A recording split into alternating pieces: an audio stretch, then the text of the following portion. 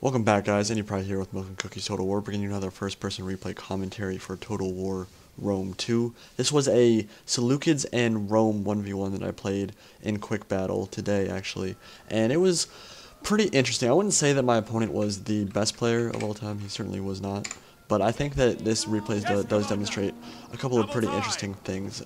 Army setup-wise, I had 3 thorax pikemen, 5 shield bearers, 4 Hellenic Cataphracts, which are obviously a staple of the Seleucid Empire, a unit of camel archers, which I'll talk about in a second, and a unit of Azat knights. So, one thing that you'll often see from any faction that can actually bring camel archers is that they'll usually bring 1 or 2 that they'll use in the cav fight.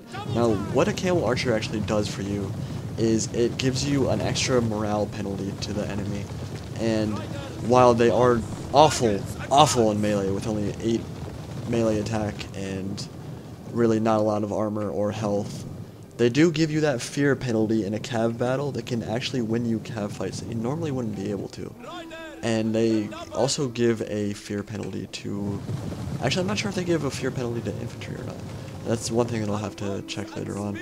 I do know that they can definitely win you a cav fight by routing enemy units, and they can really just be really helpful. Now, with their skirmishing potential, it's not very high.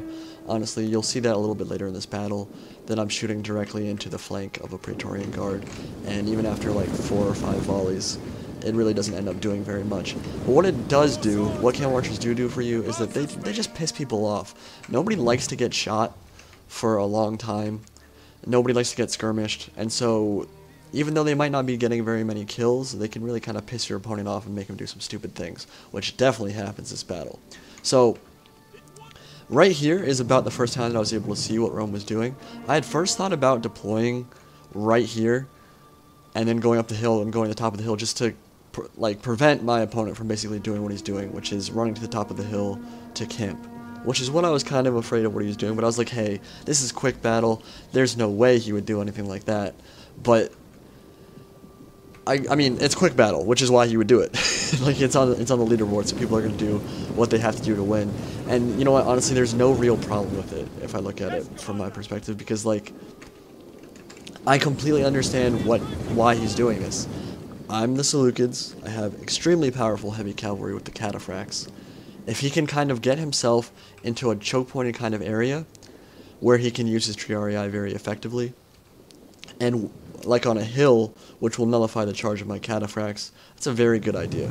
So while, yes, it was annoying that he ran to the top of the hill to camp, I could have done 2 things very easily. I could have gone up there to the top of here to avoid, or to prevent him from going to the top of the hill and camping, and maybe even gotten a downhill charge, or I could have brought a heavy skirmish army, which I didn't end up doing. I do know Pella, I do know the map, so I knew that there was that hill in the middle of the map. I just decided not to.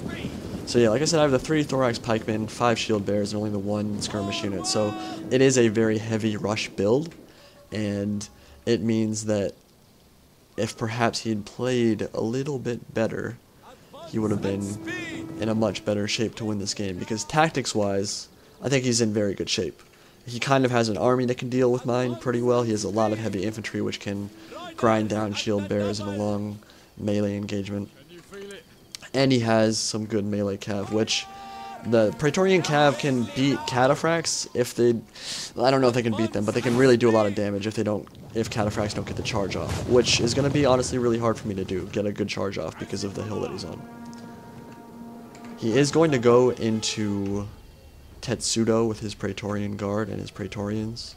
Let's actually go over his army setup real quick.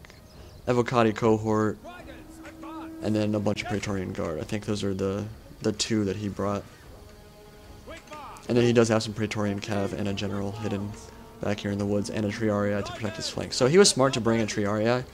Very often I will see that Rome players do not bring Triarii, and I definitely think it's a mistake, because now that cav actually can get killed by spears, having some dedicated spear units is a very, very good idea.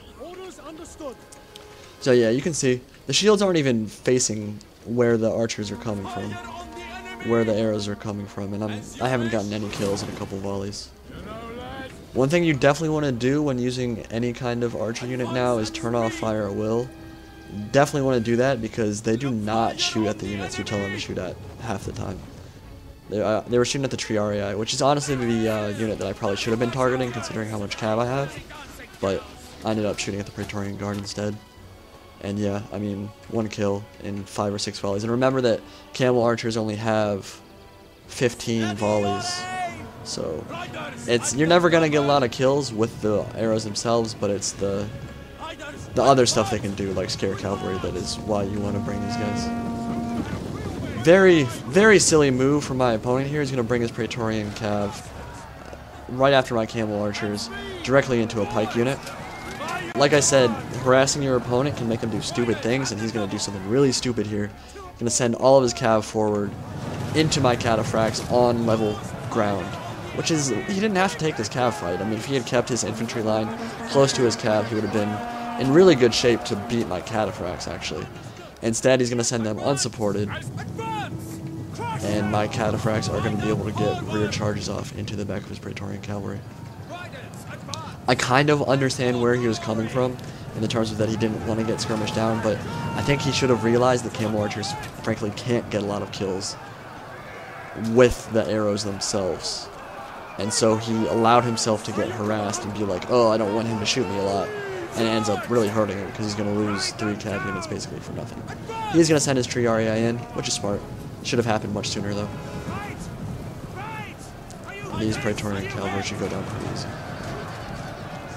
At the end of the day, though, even with the fact that his cavalry has been beaten, and the fact that he's kind of playing silly because he's sending units in unsupported 1 by 1, he still has a really good hill advantage here. And it's not an easy thing to do, is attack Praetorian Guard uphill, because now that hill advantage has been fixed, there definitely is a pretty big morale penalty when you decide to attack somebody straight up the hill. So I still have to be very careful. And the fact that I don't have any skirmish units means that I can't skirmish these guys. I actually have to take a melee fight, which isn't necessarily the best thing. Shield bearers are great. I don't know what my pikes are doing. The pikes are so buggy right now. Like, what is that? Wow, what is that? Look at this. CA, please fix.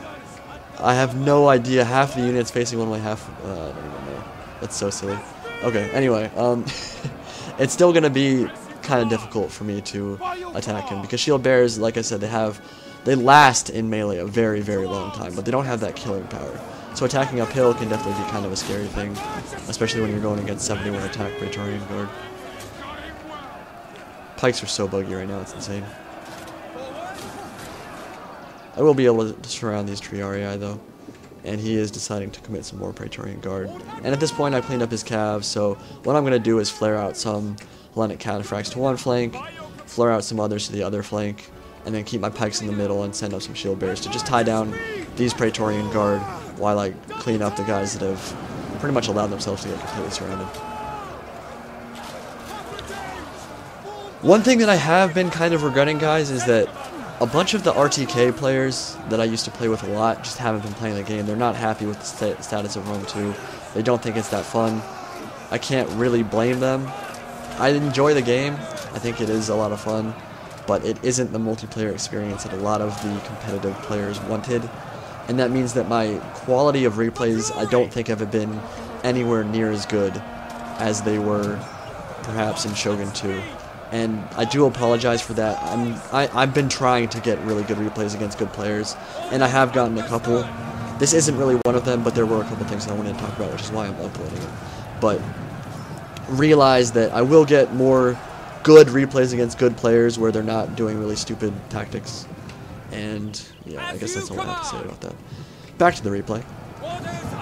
I am able to catch out his general here with my Hellenic Cataphracts, and he does have his Evocati cohort and Praetorians backing them up, so get a charge off on the general, and then as soon as I can rout them, which should not be too long from now, pull out and hopefully not take any more losses.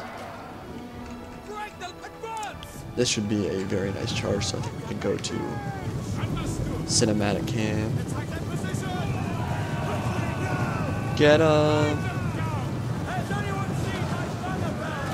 It's a very good charge. Don't know how many kills they got, but you can definitely see they're losing a lot of men. There's probably around like 20 to 30 men off the charge, which is generally a very good thing.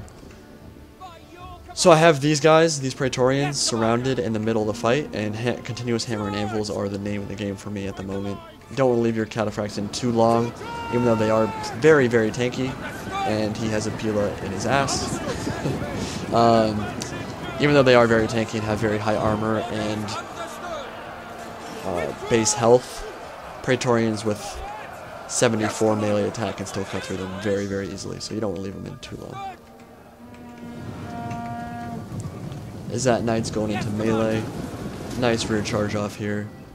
And yeah, it's basically, I mean, he's pretty screwed at this point. Like, he's lost a ton of his melee units.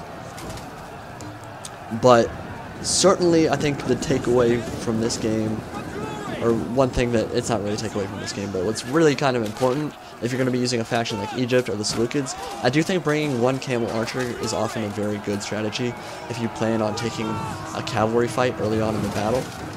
The morale penalty, I'm not sure what the actual morale debuff for it is, what the numerical value is. I do know it's very big, and it helps you win cat fights that maybe you normally wouldn't be able to win. And especially backed up with Cataphracts, yeah, you can do some damage in a cat fight for sure. As for shield bearers, I have really liked them. In fact, I think for the Seleucids, I think they're one of the best melee units you can bring. One thing I didn't really mention in the Seleucid overview that I did a month or so ago is that they are not very cost effective in terms of their cost. Like, they have very good units just across the board, and they have a ton of variety, and they're kind of like Egypt in that from that standpoint. But the thing is that they don't really have the cost efficiency of Egypt, I should say.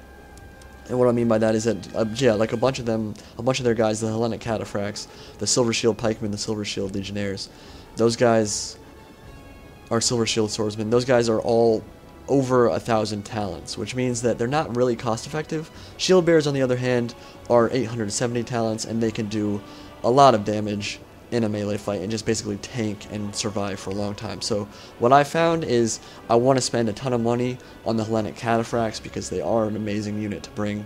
They are a great cavalry unit. But then I don't want to spend quite as much on the infantry side because Silver Shield Swordsmen, their stats don't really match up to their costs, I don't think. And the same goes for the Silver Shield Pikemen. So I think a mix of Thorax Pikemen and Shield Bearers is a good option. Maybe bringing a bunch of cost-efficient pikes and then bringing some skirmish units is also a good strategy for the Seleucids as well. But I don't think going quality side across the board with the Seleucids is always the best idea. With that said, I do hope you guys enjoyed the replay. It wasn't much of one, but it was one of the only replays I have right now, and I did want to bring you guys some content. So hope you guys enjoyed it. I'll talk to you later, and I will work on getting you some replays with actual good players. Talk to you guys later. Bye.